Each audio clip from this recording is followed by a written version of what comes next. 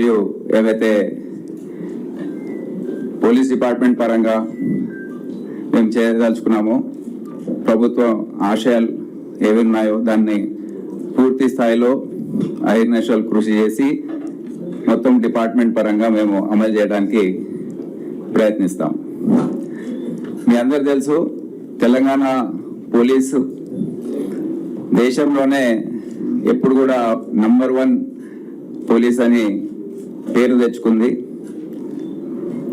అనేక రంగాల్లో విప్లవాత్మకమైన మార్పులు, ఇన్నోవేషన్స్ ఇవన్నీ కూడా చేయడంలో తెలంగాణ పోలీస్కి ఒక బ్రాండ్ లాంటిది ఉంది. అదే స్థాయిలో అదే రీతిలో నా ఆధ్వర్యంలో డిపార్ట్మెంట్ అదే దిశలో పయనిస్తుంది.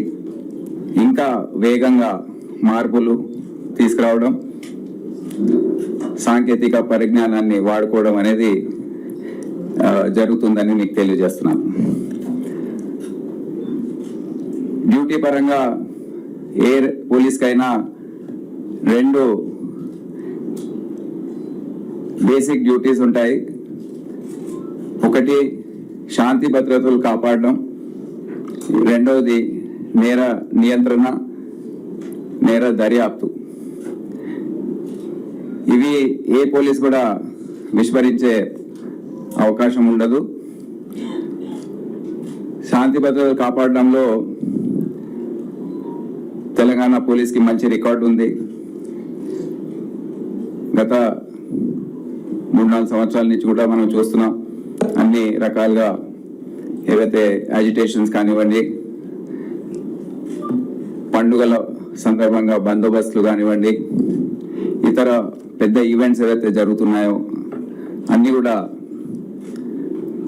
రాష్ట్ర పోలీసు సమర్థవంతంగా ఎదుర్కొంటూ ఉంది. ముఖ్యంగా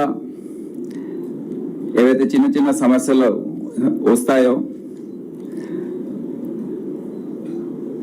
మత సామరస్యం సంబంధించిన అంశాలు, ఇతర లా అండ్ ఆర్డర్ సమస్యలు ఏవైతే వస్తాయో అవి కూడా ఆఫీసర్స్ స్థాయిలో, జిల్లా స్థాయిలో వారు యాంటిసిపేట్ చేసి ఎప్పుడు కూడా ఏదైనా జరగకముందు దానికి కొన్ని సంకేతాలు వస్తుంటాయి. ఆఫీసర్స్లో తేడా ఎక్కడ వస్తుందంటే,